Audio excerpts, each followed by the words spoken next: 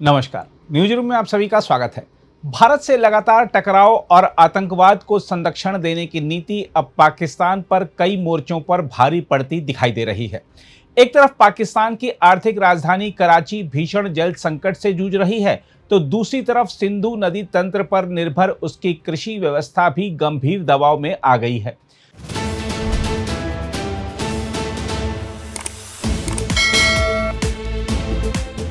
सिंधु जल संधि के स्थगित रहने के बाद पाकिस्तान में जल सुरक्षा को लेकर चिंता लगातार बढ़ रही है और इसका असर अब आम नागरिकों से लेकर किसानों तक महसूस किया जाने लगा है। गर्मी के चरम मौसम में कराची के लाखों लोग पानी की एक एक बूंद के लिए परेशान हैं। शहर के लगभग 70% हिस्से में जलापूर्ति बुरी तरह प्रभावित बताई जा रही है। गुलिस्तान जौहर, गुलशन ए इकबाल, अजीजाबाद, लियाकताबाद, नॉर्थ नाजिमाबाद और नॉर्थ कराची जैसे इलाकों में कई सप्ताह से पानी का संकट बना हुआ है। हालात इतने खराब हैं कि लोगों को महंगे निजी टैंकरों से पानी खरीदने के लिए मजबूर होना पड़ रहा है। यह संकट ऐसे समय सामने आया है जब पूरे पाकिस्तान में बकरीद का त्योहार मनाया जा रहा है। त्योहार के दौरान पानी की मांग सामान्य दिनों से कहीं अधिक रहती है, लेकिन कराची में प्रशासन की नाकामी ने नागरिकों की मुश्किलें कई गुना बढ़ा दी हैं। बढ़ती गर्मी और घटती जलापूर्ति ने लोगों के सामने रोजमर्रा के जीवन का संकट खड़ा कर दिया है।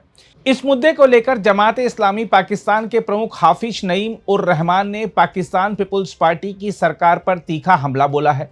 उन्होंने आरोप लगाया है कि सिंध में लगभग 18 वर्षों से सत्ता में रहने के बावजूद पाकिस्तान पीपुल्स पार्टी कराची को पानी जैसी मूलभूत सुविधा तक उपलब्ध नहीं करा सकी है।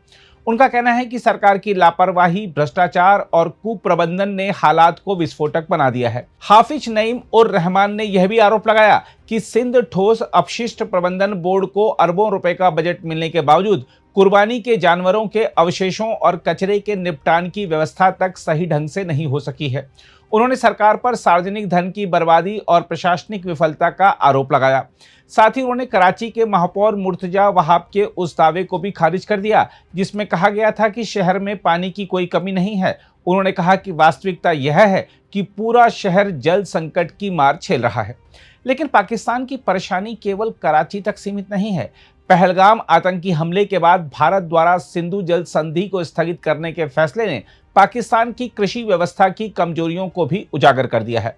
विभिन्न अंतर्राष्ट्रीय और सामरिक अध्ययनों के अनुसार पाकिस्तान की लगभग 80% कृषि सिंधु नदी तंत्र के जल पर निर्भर है। यही नदी तंत्र वहां की खाद्य सुरक्षा, सिंचाई व्यवस्था और जल विद्युत उत्पादन की रीढ़ माना जाता है। विशेषज्ञों का कहना है कि यदि जल प्रवाह और जल प्रबंधन को लेकर अनिश्चितता बनी रहती है तो इसका सबसे बड़ा असर पाकिस्तान के पंजाब और सिंध प्रांत के किसानों पर पड़ेगा। कई रिपोर्टों में चेतावनी दी गई है कि सिंचाई जल की कमी के कारण फसल उत्पादन प्रभावित हो सकता है, खाद्यान्न संकट गहरा सकता है और कृषि आधारित अर्थव्यवस्था को बड़ा झटका लग सकता है।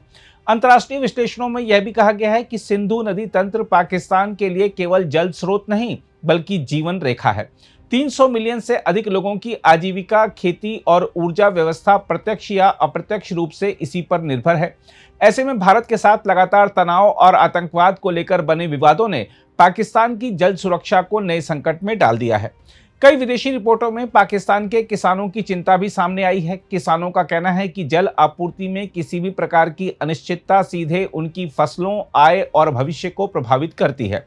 कृषि विशेषज्ञों का मानना है कि यदि पाकिस्तान ने अपने जल संसाधनों के प्रबंधन, भंडारण क्षमता और सिंचाई ढांचे को मजबूत नहीं किया तो आने वाले वर्षों में संकट और गहरा सकता है।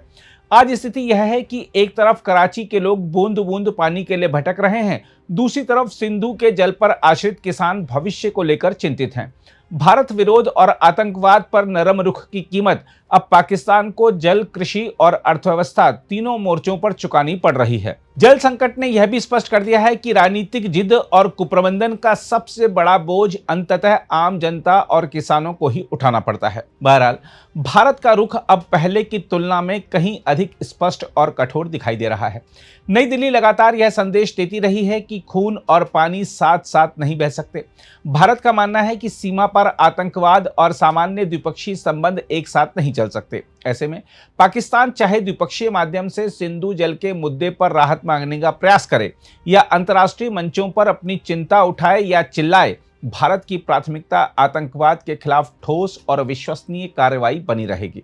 जब तक पाकिस्तान अपनी धरती से संचालित आतंकवादी ढांचे पर निर्णायक प्रहार नहीं करता, आतंकवाद को संरक्षण देने वाले तत्वों के खिलाफ कठोर कदम नहीं उठाता और भारत विरोधी गतिविधियों पर प्रभावी रोक नहीं लगाता, तब तक दोनों देशों के संबंधों में सामान्य स्थिति की वापसी संभव नहीं है। खैर, आइए आपको मिलवाते हैं रक्षा विशेषज्ञ ध्रुव कटोच से, जो कि बता रहे हैं कि सिंधु जल संधि स्थगित नहीं है, बल्कि यह तो एक तरह से खत्म हो चुकी है।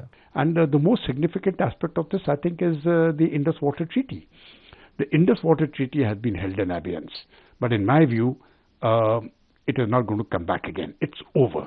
And I hope that at some point of time the government declares that the Indus Water Treaty is dead and buried, and we are not going to have any water sharing agreement with Pakistan in future. That is the first weapon. This does not mean that we will stop Pakistan's water. It simply means that we will control it the way we see fit. They will continue to get their share. There is no problem in that, but on India's terms.